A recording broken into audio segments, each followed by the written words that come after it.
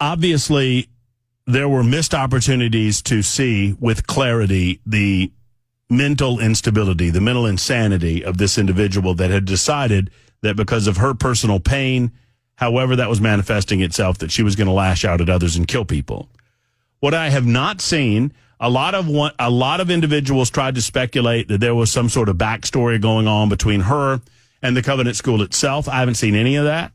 I've not read every page in full, but I've not seen anything suggesting that she targeted the Covenant School for any reason other than she had gone to school there and she knew that there would be soft targets and she understood the layout of the property. Other than that, we've not seen the spiral notebook that goes into detail about how she planned on carrying out the deal. But we now have seen this in its totality. For whatever reason, the judge in the case had decided that she was not going to allow us to see this, and Michael Patrick Leahy, the editor-in-chief and owner of the Tennessee Star, has now released the 90 pages of writings left by the Covenant School shooter. I now have his website pulled up, so you can do that. They are labeling it the Covenant Killers 2023 Journal, rightly so. It is not a quote-unquote manifesto in as much as it is the rantings and ravings of a person. It reminded me a little bit of some of the writings that we saw from the Columbine killers. Before much of that was scrubbed from the internet, you could find some of the journals and the notes and the planning left behind by Smith and Klebold. And it reminded me a little bit of that in as much it was a mix of, as many journals happen to be, it's a mix of writings and rantings and then, doodling and, just general musings of an individual who's obviously mentally unstable. Did you download a hard copy? I did. Oh, okay. I was going to do that for you if you hadn't, but I just wanted to be sure. Oh, no. I mean, I haven't printed it. I'll print one then. Yeah, I mean, that's cool. I mean, I have it, and it's all watermarked. There's a lot. There's a lot in here that, once again, apparently she had multiple journals. For the most part, this deals with January. Well, I guess it starts, let's see, just moving up to the beginning. The journal, the first date that you have on the journal, date specific, let's say I feel pain, is 1/16, I believe, which appears on page 8 or 9 of the journal. So it really is primarily from January, February, and March of 2023, leading up to the slaughter of 6 people and her eventual death. So what do we make of this? One, the public has a right to know these things.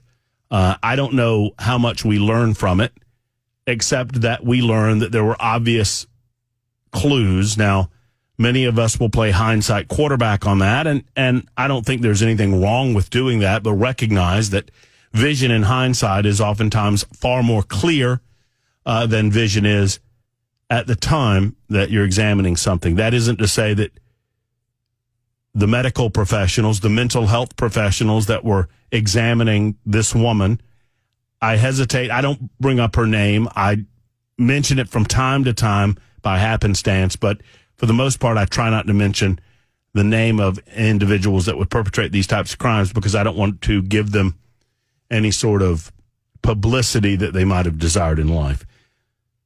That's just a long-standing policy of mine. It's not a hard and fast rule. I'm not against saying their names, but I just try not to do it. There are a lot of questions and remain a lot of questions about what, if anything, the mental health community that had been a part of her life for so long should have seen in foresight with regard to her ability to carry out such an atrocity. Here's what I would tell you. This person demonstrates everything that we would call crazy. This person demonstrates in this journal, as much as I have read it and I've not read the full 90 pages. But as much as I have seen of it, it demonstrates a hatred for other human beings. It demonstrates a hatred of one's self. It indicates a desire to die because of a sadness and a depression and an anger that will not subside. And it demonstrates a desire to lash out at other people in a way that ought to be institution worthy. I don't know that it is in modern society. I mean, obviously you would want to get this person a certain amount of help. And in reading the manifesto, you see that clearly. I guess what I'm telling you is I don't know what we're learning from any of this. I'm not suggesting that it should not be available to you. I believe that it should be. But if you make the time to examine this, I don't know that you'll learn anything that you don't already know. We know that she had hatred. We know that she was evil. We know that she was infected with mental insanity. We know that she believed that she was born wrong, that she should have been born a man. We know that she was mollycoddled, sadly, by the medical community in this regard. We know that her mental instability and mental insanity extended far beyond whatever gender dysphoria she thought she had.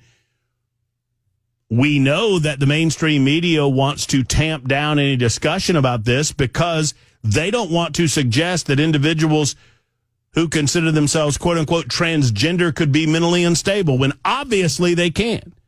And we saw it with our own eyes. March of 2023. Some would suggest, and I am among them, that one of the reasons that we have had this information, none of which invalidates the investigation, none of which endangers the public, none of this endangers the public. It is sad to witness. It is sad to read because you're dealing with someone who was completely mentally insane and had been infected with evil, and no opportunity that presented itself to reach that person or to provide that person some level of assistance. Those opportunities were missed, sad to say. So it is downloadable on the Tennessee Star website.